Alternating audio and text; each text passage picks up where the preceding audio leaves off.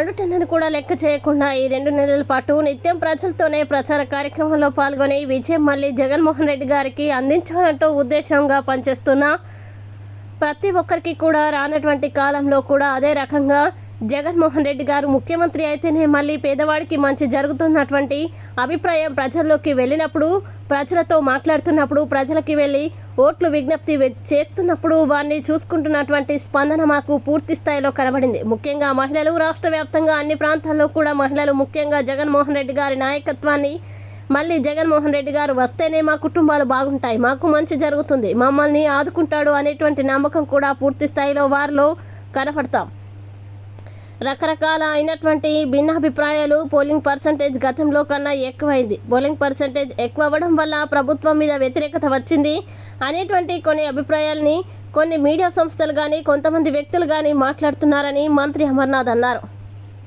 అభిమానులు పెద్ద ఎత్తున మళ్ళీ తిరిగి జగన్మోహన్ రెడ్డి గారిని అధికారంలోకి తీసుకురావడం కోసం పడినటువంటి కష్టం, ప్రజలకి వెళ్ళి గడిచినటువంటి 5 సంవత్సరాలుగా జగన్మోహన్ రెడ్డి గారి నాయకత్వంలో జరిగినటువంటి సంక్షేమం గురించి, రాష్ట్ర వ్యాప్తంగా జరిగినటువంటి అభివృద్ధి కార్యక్రమాల గురించి వారికి అందరికీ కూడా తెలియజేసి మళ్ళీ జగన్మోహన్ రెడ్డి గారి తాలూకా విజయం ఎంత చారిత్రాత్మకమో చెప్పేటువంటి కార్యక్రమాలు చేసి మండు టెండను కూడా లెక్క చేయకుండా ఈ 2 నెలల పాటు నిత్యం ప్రజలతోనే ప్రచార కార్యక్రమంలో పాల్గొని విజయం మళ్ళీ జగన్మోహన్ రెడ్డి గారికి అందించాలన్నటువంటి ఉద్దేశంతో పనిచేసినటువంటి ప్రతి ఒక్కరికి కూడా హృదయపూర్వకంగా కృతజ్ఞతలు తెలియజేసుకుంటూ, ముఖ్యంగా నేను పోటీ చేసినటువంటి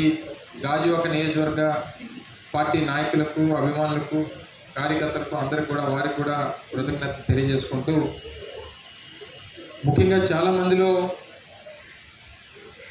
ఏ రకంగా జగన్మోహన్ రెడ్డి గారు గడిచినటువంటి 5 సంవత్సరాలుగా పేదవాడికి అండగా నిలబడ్డాడో, రానటువంటి కాలంలో కూడా అదే రకంగా జగన్మోహన్ రెడ్డి గారు ముఖ్యమంత్రి అయితేనే మళ్ళీ పేదవాడికి మంచి జరుగుతుంది అనేటువంటి అభిప్రాయం ప్రజల్లోకి వెళ్ళినప్పుడు, ప్రజలతో మాట్లాడుతున్నప్పుడు, ప్రజలకి వెళ్ళి ఓట్లని విజ్ఞప్తి చేస్తున్నప్పుడు వారిని చూస్తున్నటువంటి స్పందన మాకు పూర్తి స్థాయిలో కనబడింది. ముఖ్యంగా మహిళలు రాష్ట్ర వ్యాప్తంగా అన్ని ప్రాంతాల్లో కూడా మహిళలు ముఖ్యంగా జగన్మోహన్ రెడ్డి గారి నాయకత్వాన్ని, మళ్ళీ జగన్మోహన్ రెడ్డి గారు వస్తేనే మా కుటుంబాలు బాగుంటాయి, మాకు మంచి జరుగుతుంది, మమ్మల్ని ఆదుకుంటాడు అనేటువంటి నమ్మకం కూడా పూర్తి స్థాయిలో వారిలో కనబడతాము. రకరకాలైనటువంటి భిన్న అభిప్రాయాలు, పోలింగ్ పర్సంటేజ్ గతంలో కన్నా ఎక్కువైంది, పోలింగ్ పర్సంటేజ్ ఎక్కువ అవడం వల్ల ప్రభుత్వం మీద వ్యతిరేకత వచ్చింది అనేటువంటి కొన్ని అభిప్రాయాల్ని కొన్ని మీడియా సంస్థలు కానీ కొంతమంది వ్యక్తులు కానీ మాట్లాడుతూ ఉన్నారు. ప్రతిపక్షాలన్నీ కూడా గతంలో 2004లో రాజశేఖర రెడ్డి గారు ముఖ్యమంత్రి అయినప్పుడు అప్పుడు కూడా చంద్రబాబు నాయుడు గారి మీద ఉన్నటువంటి వ్యతిరేకతతో అంత పెద్ద ఎత్తున ఆ రోజు రాజశేఖర రెడ్డి గారు విజయం సాధించారు. 2009కి వచ్చేసరికి కూడా అదే సందర్భంలో ఉమ్మడి రాష్ట్రంలో ఇప్పుడు ఏ రకంగా కూటమి ఏర్పడిందో 2009లో కూడా ఆ రోజు రాజశేఖర రెడ్డి గారి మీద మహాకూటమి అని ఒకటి ఏర్పడింది.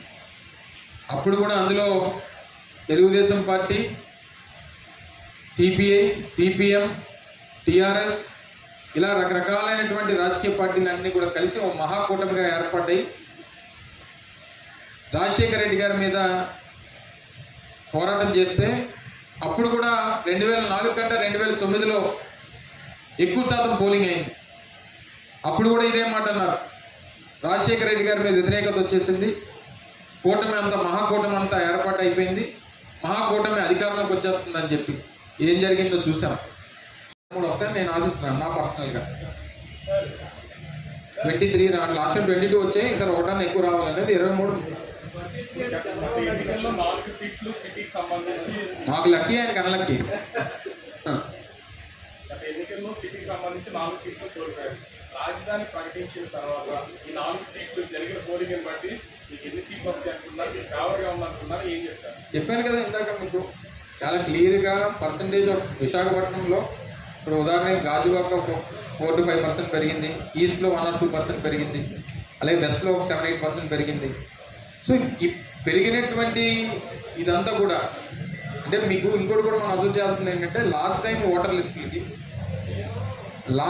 లిస్టులకి ఇప్పుడున్నటువంటి ఓటర్ లిస్టులకి డిలీషన్స్ కానీ డూప్లికేషన్స్ కానీ చాలా మట్టుకు మనం తొలగించేటువంటి దాంట్లో కొంత సక్సెస్ అయ్యాం అనేటువంటిది ఎలక్షన్ కమిషన్ చెప్పింది. సో దాని ప్రకారం ఏమవుతుందంటే కరెక్ట్గా కన్సాలిడేటెడ్ పూర్తి స్థాయిలో ఓటు ఉన్నటువంటి వారికే అందులో లిస్టులో ఉన్న డబుల్ ఎంట్రీస్ కానీ ఇలాంటివన్నీ కొంచెం తగ్గాయి అనేటువంటిది మనకి ఎలక్షన్ కమిషన్ చెప్పేటువంటి. సో దానివల్ల కూడా ఈ పర్సంటేజ్ అనేటువంటిది పెరిగే దానికి అవకాశం ఉంటుంది ఒకటి. సో రెండోది ఏంటంటే పెరిగినటువంటి దానివల్ల ఈరోజు ఎక్కువగా మీరు చూస్తే గాజువాక ఈస్ట్ కానీ లేదా వెస్ట్ కానీ స్లమ్స్ ఎక్కువ ఉన్నటువంటివి, ఎక్కువ ప్రభుత్వ పథకాలు అందుకున్నటువంటి వారు.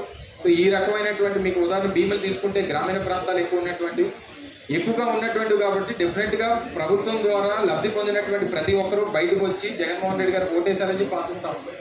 సో డెఫినెట్గా నంబర్స్ కూడా ఆ రకంగానే ఉంటాయనేటువంటిది మా తాలూకు ఉద్దేశం. ఏదన్నా మీరు నేను ఎన్ని లెక్కలు వేసుకున్నా 4వ తారీఖు వరకు వేచి ఉండాల్సినటువంటి అవసరం ఉంది. డెఫినెట్గా మెరుగైనటువంటి ఫలితాలు గతంలో కన్నా మెరుగైనటువంటి ఉంటాయని చెప్పి ఆశిస్తాం. మాది ఫస్ట్ నుంచి జగన్మోహన్ రెడ్డి గారు మొదటి నుంచి మా స్టాండ్ ఒకటే. మేము ఆశించేటువంటిది ఏ రాజకీయ పార్టీకి పూర్తి స్థాయిలో వారికి మ్యాజిక్ ఫిగర్ దాటకూడదు అనేటువంటిది మా తాపత్రయం. రాష్ట్ర ప్రజలు రాష్ట్ర భవిష్యత్తు దృష్టిలో పెట్టుకొని మేము అది కోరుకుంటా ఉన్నాం. అది ఎవరైనా సరే వైఎస్ఆర్ కాంగ్రెస్ పార్టీకి వచ్చేటువంటి 22-23 సీట్లు వైఎస్ఆర్ కాంగ్రెస్ పార్టీకి వచ్చేటువంటి సీట్లు ఏవైతే ఉన్నాయో వారి అవసరం వైఎస్ఆర్ కాంగ్రెస్ పార్టీ అవసరం వారికి పడాలనేటువంటిది మా తాపత్రయం. అప్పుడు రాష్ట్రానికి సంబంధించినటువంటి ప్రధానమైనటువంటి అంశాలు వాటితో ముడిపెట్టి అవి మనం సాధించుకొని వారికి మద్దతు ఇస్తామనేటువంటిది 2019లో చెప్పాం, రేపు కూడా చెప్తా ఉన్నాం.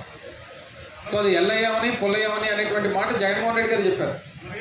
సో దానికి చాలా క్లారిటీగా ఉన్నాం. అది అలాగే జరగాలని చెప్పి అందరూ కోరుకున్నాం. వినపడలేదు.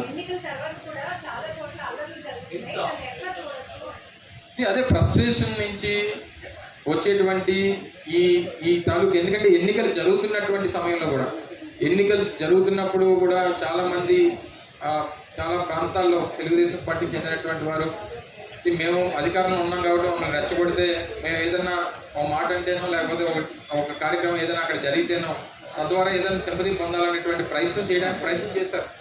ఇప్పటికీ కూడా ఎన్నికలు అయిపోయిన తర్వాత కూడా ఇంకా దాడులు పాల్పడుతూ ఉన్నారంటే ఫ్రస్ట్రేషన్ కనపడతాం. సో ఏదేమైనప్పటికీ ఇది ప్రజాస్వామ్యంలో పద్ధతి కాదు. ప్రజలకి వారికి ఓటేసేటువంటి స్వేచ్ఛ ప్రతి ఒక్కరికి ఉంది. ఆ రకంగా ముందుకెళ్తున్నారు ప్రజలు, ఆ రకంగా బయటకు వచ్చి ఓటేస్తూ ఉన్నారు. ఓటేసినటువంటి వారి హక్కుని నిందించి నిన్న ఎక్కడో ఒక లేడీని ఏదైనా కొట్టి చంపేశారు.